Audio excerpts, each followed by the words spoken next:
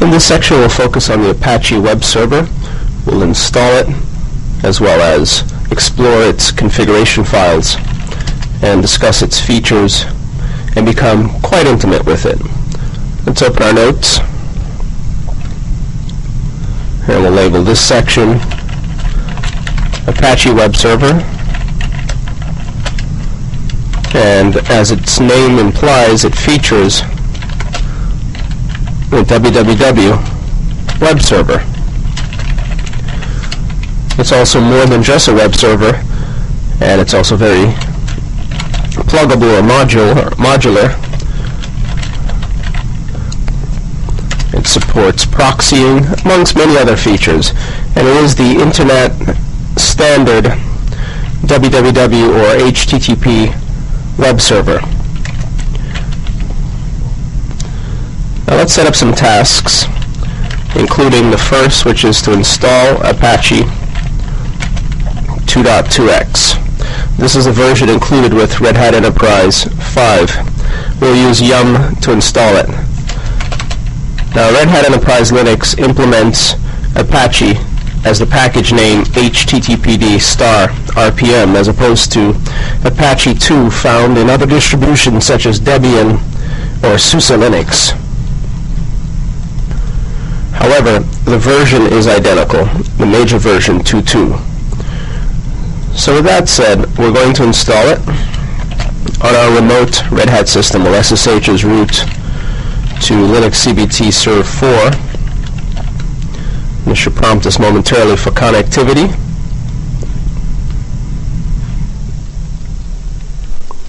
And while this gets fired up, and that's name resolution taking so long, let's launch a browser and connect to the repository to take a look at the primary packages. This is the repository. It will be loaded momentarily. And let's check on the shell. It still hasn't returned. And in this repository, once it's complete, we'll Control F to search for HTTPD. And here we see the version included is 2.2 minor revision 3. There are 3 packages: the main package, a development package, which allows you to compile programs, namely modules, against the version of Apache above, as well as the manual or documentation, which can be accessed using a web browser if installed. And it provides all the documentation that you'll find online at apache.org. Let's connect to this remote system, and now we're on. We'll RPM query all grep HTTPD just to be sure that it is not installed, or if it is, we'll enumerate the contents. As you can see, it isn't. So with that said, we'll use yum to install it. So using yum, we'll yum-y install HTTPD. That's the unique prefix. And this will go ahead and attempt to download Apache and install it. It also pulls any required RPMs. Here it's pulled APR, utility APR, as well as PostgreSQL libraries. So now Apache is installed on our remote system. An RPM queryless HTTPD will return all of the embedded icons and images and items that are used by Apache to display errors, as well as to make references to documents and so on. But towards the top of this dump, we see the more important portions of the Apache package, including the fact that the main top-level directory for Apache configuration is etc httpd. Again, this is within a Red Hat framework. So this is the top-level configuration container on RH5. For other distributions, it's etc Apache 2. Let's return to the shell. Now beneath etc httpd, there is a primary configuration container, conf. And in conf, you'll find configuration files, such as the main Apache config file. There's a conf.d. This is a directory where you may drop in additional config files, such as a welcome file, which exists, as well as others to enable functionality, perhaps PHP, Python, Perl support, Ruby support. It's a drop-in directory to turn on features rather than, or as opposed to, modifying the primary configuration file. So let's just note httpd conf is primary configuration directory, and conf.d is a drop-in configuration directory read by Apache upon startup. Whenever you see .d in the name of a directory within a Linux environment, it tends to mean that you can place multiple items in the directory and have the main process parse it, similar to logrotate.d or zinetd.d. So there's some items that we need to take a look at. Beneath conf there's a magic file, and the magic file helps with determining the type of file that the server is to serve, and that becomes important when knowing or having to determine what MIME type to return to the client. So much of what happens on the web is premised on client-server connectivity and the server returning an appropriate MIME type to the client so that the client knows what to do with the content, such as a MIME type for PDF, which invokes the Acrobat reader or compatible reader on the client, or perhaps one for text or XLS or any other type. So the magic file helps with that. Let's launch a separate session so that we can explore the directory structure while we navigate through the contents of the primary package. Again, we'll connect to 75.199, and when the prompt comes back, we'll be on the box. So magic is another important file. etc httpd logs. This is a pointer, a reference to where Apache ultimately stores its logs beneath var log. There's a directory which contains modules.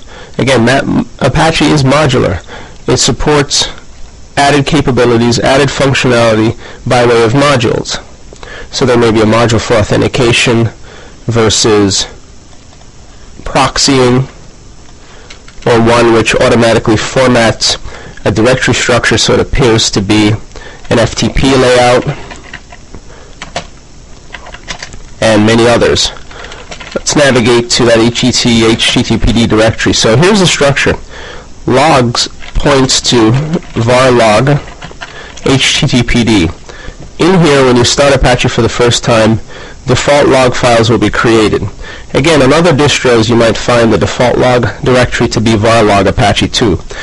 But within the case of Red Hat Enterprise, perhaps for backwards compatibility, logs really is a symbolic link pointing to var log httpd. And this log symbolic link becomes important because in the default Apache configuration files provided with Red Hat Enterprise Linux, whenever a logging entry is referenced, it's referenced relative to the configuration container etc httpd. So you'll see a pointer of logs / and the name of the log file, as opposed to the absolute path / var / log httpd followed by the name of the file. As mentioned, here's conf.d. It's a drop-in directory for added functionality. If we take a look at, briefly, let's navigate into conf.d. And we like to explore the Apache configuration before jumping in because there's so many little pieces to the puzzle.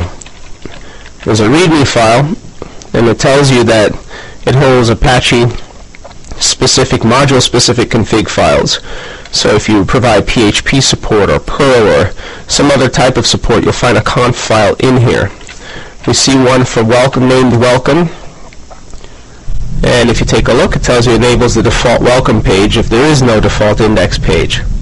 So it does a location match, and it will, if no document, or if there's an error, it references the noindex.html. In other words, if there is no default document, it sends us the noindex.html, which we'll see momentarily.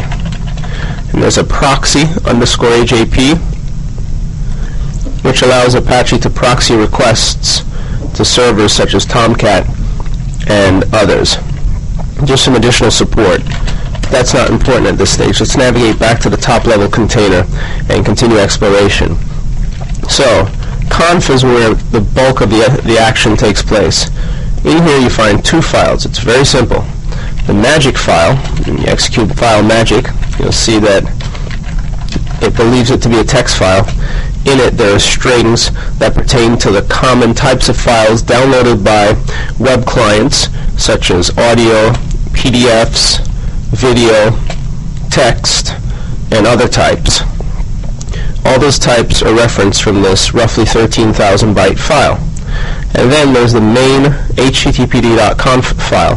This file has all the directives necessary to fire up the server, including the number of instances of the server that should be loaded, its name optionally, what modules to load, if there are any references to other directories to include, such as conf.d1 level up, as well as whether or not virtual hosts are supported, and so on. But indeed, this is the primary configuration file. This is the primary directory, and in the primary directory, httpd.conf, the primary config file, this is the primary Apache configuration file. This is where all the action takes place. This file references everything else. So it includes directives which again manage the startup and operation of your server. And you can enable or disable any feature supported by Apache via this file. But administrators have a tendency to split out configuration items and make use of the include feature so that it's much, much more organized. For example, in a SUSE environment, virtual hosts are defined in distinct files to keep them nice and clean, but then referenced from the primary httpd.conf file for inclusion in the overall configuration. Now, we didn't look at the modules directory. Let's navigate one level up. And before we do, the run link is simply a place where the various PIDs are kept for system processes. So, as far as Apache is concerned, when it starts, it will write its PID file in a directory which is relative to the top-level container etc httpd run, and there will be a run entry, a PID entry, in /var/run for Apache when it is up and running. Modules is also a symlink back to user-lib httpd modules. If we navigate into modules, you'll see the modules that are included with Apache. Pipe the output into WCL, and there are roughly 65 modules included. And they cover everything from what you see here, SUing, to spelling, to proxying, load balancing, logging, you name it. Many of the things that Apache does for us are provided by way of modules, such as its ability to log, or to connect to an LDAP server, or to check our security, or to talk to a DBD file to read it, or to ascertain variables from the environment for which Apache depends heavily upon, or to handle aliases, which allows us to reference content in the web space to various locations throughout our file system, or to support user directories, whereby you'll allow normal non-privileged users